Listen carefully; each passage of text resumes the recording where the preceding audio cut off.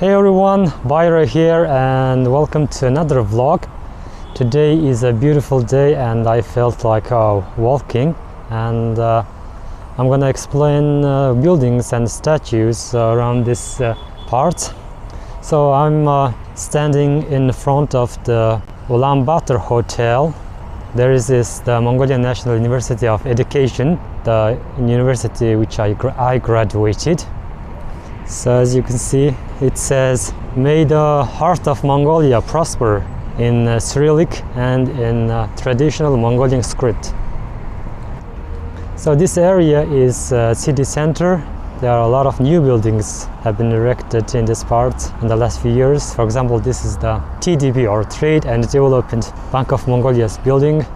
So it's minus about 2 or 3 outside. It's really warm today because in the last few days it's been really cold, but today weather is looking good. As you can see, so this statue is of Mongolia's one of the most famous riders. His name is Sukhbaatar, and behind him, as you can see, there's a Ulaanbaatar hotel. So in front of the Ulaanbaatar hotel, it was notorious for certain reason, because maybe a few years back the night ladies would gather here and work, but now there's no such activities. Okay, let's walk towards the Sukhbaatar Square. So when I make a walking video, I mostly don't talk because I prefer not to speak, because sometimes the narration just kills the vibe, and I would prefer it in a more natural way. So that's why I don't speak in my walking videos, but sometimes you have to change your ways and try different things. This building is a National Independence Palace. This is the headquarters of Mongolia's main party, Mongolian National Revolutionary Party. In 2008, there was this riot because of the election result, and the building that was before this palace was burned down, and some people even killed. So this place holds this really bad memory. But now there's a new palace on this part. So that building, the shape really strange. That building is called Blue Sky, but Mongolians simply call it Hoshor building because it's shaped like a hoshor, or Mongolian traditional dish. And this one is a central building. A lot of big companies and offices work here, and big brands have their shops here. For example, Versace, Burberry, etc. So today is a special day. It's a Friday, but it's a national holiday, so nobody is working today. It's a day that Mongolia adopted its first constitution. Every year on 26th of November, we celebrate this day, and it's a national holiday. So everybody is happy today because you are taking some time off from your work, and tomorrow is Saturday and then Sunday. So I'm walking towards the Sukhbaatar Square. It was briefly renamed Chinggis Square, but now it's called Sukhbaatar. So personally, I prefer the name Chinggis Khan Square, but the Sukhbaatar was Mongolia's revolutionary leader. He was a commander of the army in 1920s, and supposedly he led the People's Revolution according to the communist propaganda, but he was just one of the leaders of the People's Revolution, which overthrew the old system, feudal system. So in my previous videos I walked around here. So this is the center of this city, and Sukhbaatar statue is there on his horse. So there's a cashmere coat company office there called Gobi. So Gobi is one of the biggest companies in Mongolia which produces cashmere products, and they're actually one of the biggest exporters in our country. So here are some photographers. So people, for example, people from countryside or rural areas come to this place and have their pictures taken by these fellas. But I think the business is not that good nowadays for them, because Everybody has a smartphone right now, so I don't think they make that much money as they do before. That one is a clock tower and National Post Office. So if you want to send some letter or some things to abroad, you come here, this building. And a lot of like old buildings are here, around here, built during the Soviet time, 1960s, 70s, 80s. There's another word of encouragement. It says, let us prosper our country, something like that. Let us develop our country. So this Sukhbaatar Square has been really busy maybe like a week ago, because there was like political protests taking place here, and now everybody's gone since they accomplished their agenda. It's rare to see the Ulaanbaatar's traffic is this peaceful, because every day the traffic is really chaotic, and anyone who has a car can prove this.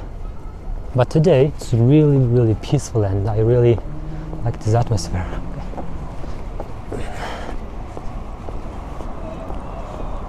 So I think I'm gonna just walk about 10-15 minutes. So when I do my walking video, I usually walk around 45 or 50, even an hour.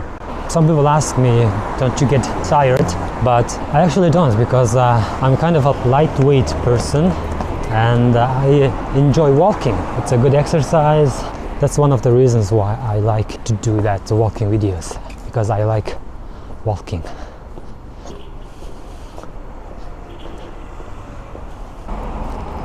So this one is a Mongolian National Museum, and behind it there's a Natural History Museum. Let me zoom it. So this monument or statue is dedicated to the victims of political repressions or purge, Great Purge. So during the Soviet time in the 1940s and 50s, 60s, thousands of monks and intellectuals were accused of being anti-revolutionary and murdered. So that period is really dark memories for us.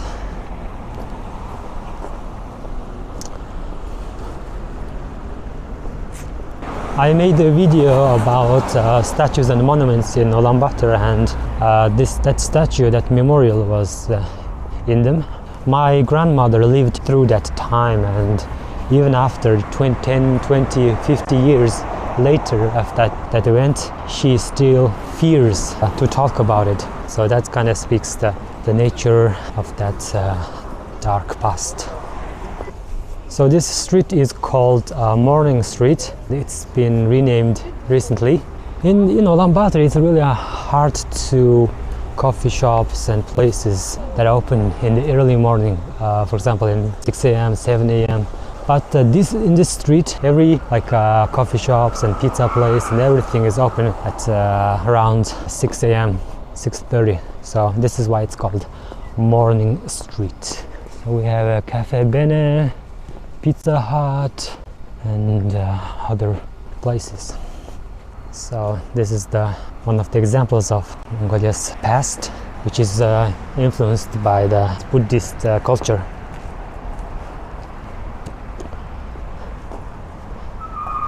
Ulaanbaatar means red hero in English, and before that it was called Urgo or Orga. Urgo means palace, but some people argue that it's not Urgo, it's Orga, or the thing that Mongolian horsemen use to catch the horses. Before settling in this area, the capital of Mongolia actually moved a few times, because Mongolia is a nomadic nation, and I think around maybe 18th century the capital was settled here. So the city was built between 4 mountains. It's a beautiful valley, but it was built for maybe about 400,000 people.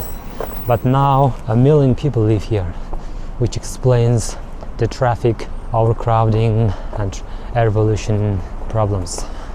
And you need to be careful when you're walking around Ulaanbaatar, because it's slippery outside first, and also traffic is really intense, so you really need to look both ways when you cross in the road. But other than that, it's a really good city, hospitable, people are friendly. You know, everywhere big cities are similar, you know, hustle bustle and everything. But I personally prefer smaller cities like Darhan and Irnit or Ulyasta, something like that. Ulyasta is the capital of Zahon province, and I was born there. Zahon province is located in the western part of the country, about 1,000 kilometers west of Ulaanbaatar. I don't know if it's just me, or maybe like 7-8 years ago, the winter used to get so cold, minus 30 or 35. But in the past few years, it's getting warmer, and I don't know if it's because of the global warming or crisis or something, but I notice it, and it's definitely getting warmer in the winter, which is good for people, but it's not good for herders living in the countryside. Because if you live in the countryside and if it doesn't snow, your animals can't get water, because in the winter times the rivers and lakes get frozen, right? So you need to rely on snow to get water, and if it doesn't snow, then it's a problem. And nomadic herders call it black zot. So zot means, it's actually just a unique word for Mongol nomadic people. Zot means like extreme severe weather that causes the animals die. So I don't want zot to happen. This is one of my favorite vegan places here. It's called the Luna Blanca Vegan Food. It is located inside this building. It's this FPMT, or Buddhist Teaching and Meditation Center. So they teach meditation here. I used to come here and meditate, but now kind of busy. But I'm thinking about coming back here and continue my meditation class. And there's another Sovrak, or stupa. So Mongolia is a Buddhist country, and you can find this kind of Buddhist places all around the country. People actually spend a lot of money to build stupas like this, because they believe that it will bring them a merit or a good fortune. It will help them have a good life in the next life or afterlife. So in Buddhist teaching, you have to collect merit to ensure that you have a good fortune in your next life. This merit and the demerit is really important to understand Mongolian people's mindset. For example, if you feed street children, if you feed stray dogs, if you do good deeds, you will collect more merit, and the chance of you getting good life and good fortune in your next life increases. So that's the basic principle.